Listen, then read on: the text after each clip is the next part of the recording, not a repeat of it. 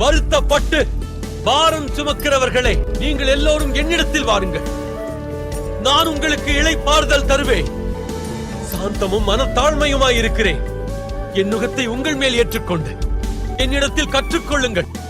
பொழுது உங்கள் ஆத்துமாக்களுக்கு நிச்சயம் இளைப்பாறுதல் கிடைக்கும். எத்தனை மனிதர்கள் பார்த்தேனையா, ஒருவரும் உம்மை போல இல்லையா.